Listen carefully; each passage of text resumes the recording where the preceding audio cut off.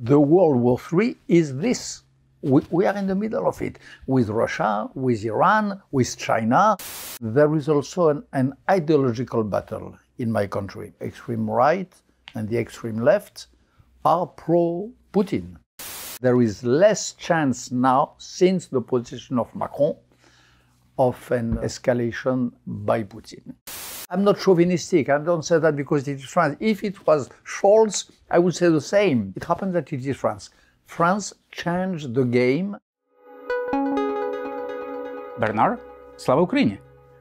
Героям слава. So you know Ukrainian a bit because you traveled to Ukraine a lot and spent, I don't know, did you count how many days have you spent in Ukraine? I cannot count how many days.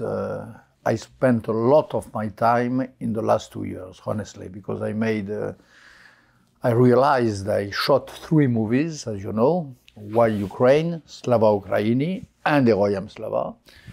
And I did that myself with my co-director, Marc Roussel.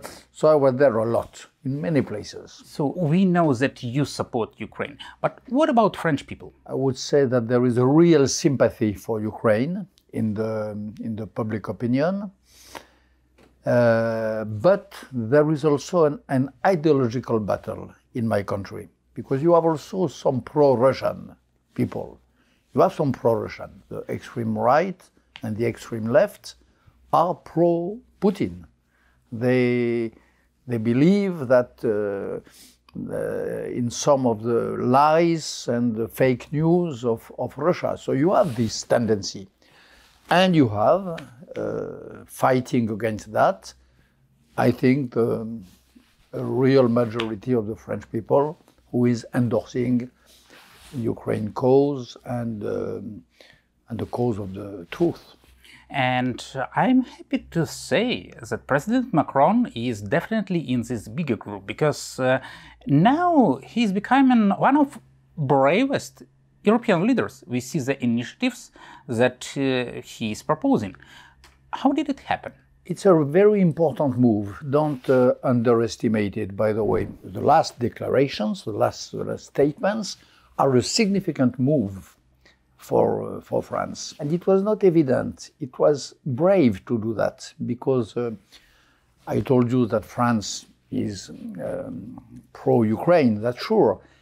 But France was not prepared to the extent of the support which was recently expressed by Macron. What do you mean exactly? Let's clarify. To be 100% with Ukraine, to be ready for any hypothesis, to stop with the American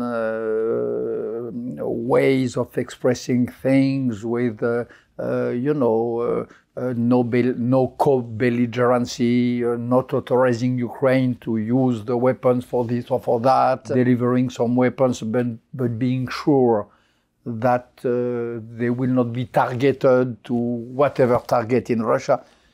Macron decided, after a very, I think, strong and deep reflection, to bypass all of that and to express a real, strong, strategic support. So you mean that Ukraine can use weapons provided by France to target even military targets in Russia? I cannot speak in the place of the officials whom you will meet, I'm sure.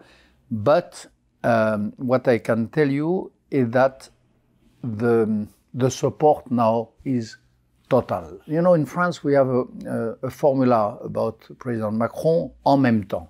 En même temps. What does it mean? Means one side and the other side. Okay? There is no en même temps now about Ukraine. But the idea is expressed by Macron, which has resonated highly in Ukraine, is that one day French military can find themselves in Ukraine. Could, yeah.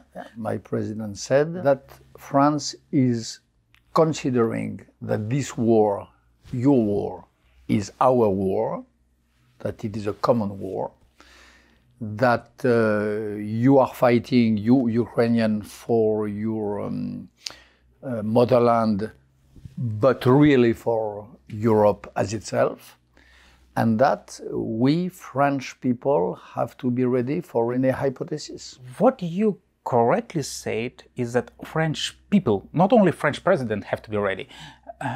Do you see that French people are ready for that? What you have to understand, my opinion as an observer, is that the French president was brave enough by taking this position because he was not sure to be supported by the French opinion. Don't forget that we are the country of the Munich agreements. Munich, in 1938. We are England and France, the two godfathers of the Munich agreement. And this is a very strong and deep stream in the public opinion. The Munich spirit is not dead in France at all. So President Macron decided to go against that, meaning that if you give, when you have a dictator like Putin, if you give a little to him, it's okay. Maybe you will appease the beast. If you feed the beast a little, maybe he will keep calm. This is the Munich spirit. President Macron is among those who understood that you have to give nothing to the beast. If you give a little, the beast will always want more. So this is the anti-Munich spirit. To me, it is not clear whether French politicians, French people are ready to realize that this war is not a war somewhere in the east of Ukraine, that it is a war which really can harm France. As always, it's half-half. French people did not realize that at all before, or few of them. Before 2022? No. Before this position, these statements of President Macron, there was an unclear consciousness that this war could concern us directly, by the will of the aggressor, of course, by the will of Putin. We were not very numerous to feel really threatened by Russia. One of the virtues of the position of President Macron is that suddenly it becomes clear. France is opening eyes. Now. Yeah. Already before, French press has done a great job. Televisions have done a good job. You have in France channels who devote all their time, like TF1, their time of news to the war in Ukraine. You have some people who made some films, etc., etc. But in the awareness, a real degree has been reached since this clear position of President Macron. We have European elections in a few weeks. Okay. The common idea is that these French elections have nothing to do with foreign policy. That people in advanced democracy only care about welfare. Okay, which is not bad, by the way. Of course, it's important. Suddenly, Macron decided to have his party going to the battle on the topic of Ukraine, on the topic of European security. I never saw that. 30 years ago, in the time of the war in Sarajevo, we had to make huge efforts, the intellectuals and so on, to have the question of the war in Sarajevo to penetrate a little in the campaign. It was so hard. We had to present a list. We had to be candidates ourselves in order to oblige the big parties to endorse the question. This time, Macron really did put it at the center of the table. Everyone will be discussing till June about Ukraine. That's it. Do you personally believe that Russia would not hesitate to attack NATO countries? I believe that Russia will hesitate more now.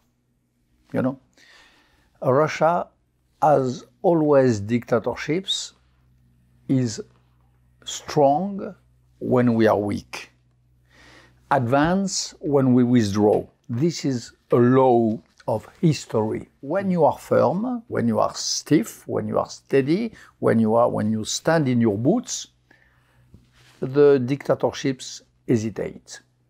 And I would say that there is less chance now, since the position of Macron, of an escalation by Putin. I just try to put myself in the boots of ordinary European citizen. And if I see that my country would never be attacked by Russia, well, Ukraine, well, I have sympathy to Ukrainians, but they are far away. And if I live somewhere in Lyon, in Luxembourg, in somewhere, well, why should I care if there is no danger of attacking my country? You should care because Putin said various times that he would not stop with Ukraine. Putin said it at the Valdai conference a few times.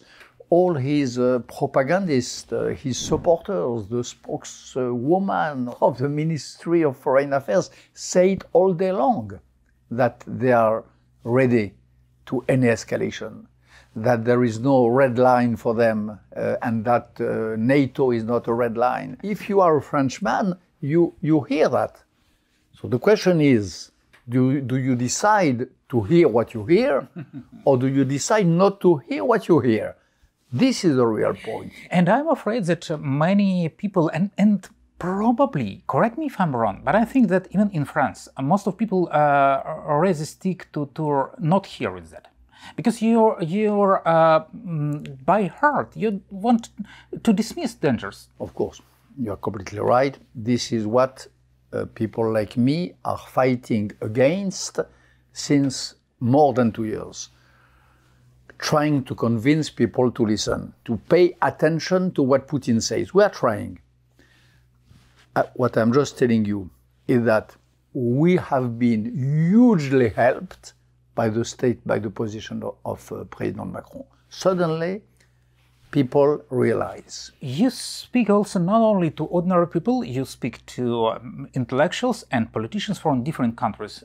Do you see that Europe is moving towards understanding that helping Ukraine as long as it takes means you just postpone the victory for as long as possible? Is there a realization in Europe, is it coming, that this approach should be changed? There is two words which I cannot hear any longer. It is as long as it takes. It makes me crazy, mad to hear that. And incremental support. These are the two words which are to me, knowing the front lines as I know, having some camaraderie, some brotherhood as I have with Ukrainian people. These two words I cannot hear any longer. You know, incremental help and as long as it takes. Something has moved in Europe. Again, I'm not chauvinistic. I don't say that because it is France. If it was Scholz, I would say the same. If it was the Spanish Prime Minister, I would be as happy. It happens that it is France. France changed the game also for the other European countries. Because Macron took a sort of leadership on that. It was not evident again. At the beginning, when he took this stand, he could have been rebuffed by his colleagues. We did not know. It was really on the edge. Finally, it turns out that he was right. It turns out that European countries more and more, one after one, are aligning themselves with the French position.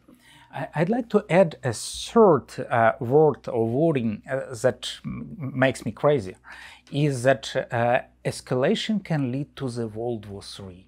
Of course. Are you used to hear that? Of course, of course. What would you say to those who repeat that again and again? Because we hear that, or just recently we have heard that from the US leadership. I know. And you will hear it more and more from the US leadership because, as you well know, you have elections also there, but presidential elections with a candidate who has really good chance to be elected, who is completely in the hand of Putin. I'm speaking of Donald Trump. And it's possible that the Biden miracle ends. Careful miracle. Incremental help, as long as it takes, etc., etc. But nevertheless, with the perspective of Trump, the next month can be very difficult in America. What about World War III? What is your position? We are in it. We are in the middle of the World War III. The World War III is this. We are in the middle of it, with Russia, with Iran, with China, with North Korea. In the Middle East? With Hamas? Israel, and Hamas endorsed by Putin, with the great alliance between radical Islamism and Russian Orthodoxy. Everything has been already set into motion. We are in the middle of this war. How do you see, what is the reason for Western politicians to repeat again and again that we want to avoid the World War III? While I think that they have to realize that it's already there. What drives them to dismiss it? The Munich spirit. The Munich spirit. Till in 1938, 39, till beginning of 1940, the European leaders were denying the reality. Denial of reality is a very common behavior in mankind and probably especially in the Western world. What do you see as the biggest challenge for Ukraine for coming month? Biggest challenge? Taking the territories back. I think it's for a longer period, but I'm not sure. This is one thing which I keep repeating on and on since my first movie. If we decide with the West to give support, not in an incremental way, but all that is needed, this war can be finished rather quick. I'm not a bad witness of the courage of the Ukrainian soldiers and of the pathetic state of the Russian army. I filmed some Russian prisoners who were taken by your army. I debriefed them. I have a slight idea of the state of demoralization, of the mental collapse of the Russian army, and probably of the Russian society in general, because the army is a rather good image of the rest. And I have a precise idea, conversely, of the bravery, of the steadiness of the Ukrainian people. Despite all that I can read sometimes in the European press, the fatigue, blah, blah, blah, blah, really, I believe that there is much less fatigue in the Ukrainian trenches in Chassis Yar today than in France or in Germany, you know? So, if we gave the necessary help, I think the war could be much less long. The victory would come much more quickly than you seem to expect. In Ukraine, we really know that it's not a Putin's war, but it's a Russian's war, because it's not only Putin who is fighting against Ukrainians. Do you see that Europeans, French people, do understand that as well?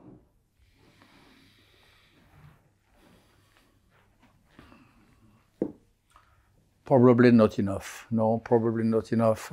Europeans have tendency to put everything on Putin's head, to neglect the huge support which he has, to neglect the penetration of the Putin ideology in the depth of the Russian society, or the opposite. how the Russian society feeds the state apparatus, European people probably underestimate that. You can hear a lot in France, people saying, okay, Putin is one thing, Russian people is another one. You hear that a lot, which is, of course, an absurdity. Russian athletes should compete on Olympics too, because they are just sport has nothing to do with politics. They are just sportives. They should not be blamed for the policy of Russia and so on. Yes, I know. I hear all this bullshit.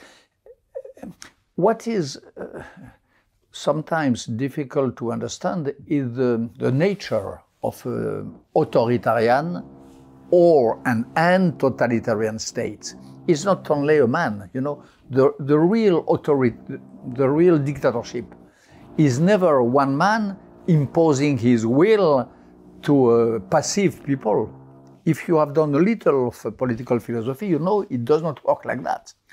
There is a real dialectic and interreaction between the people and the leader. They feed each other.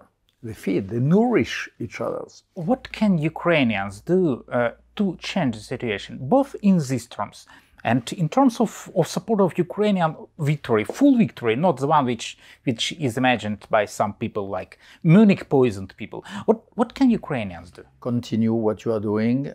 First of all, of course, fighting at the highest price, which is the blood of your sons. But not only that, showing the example.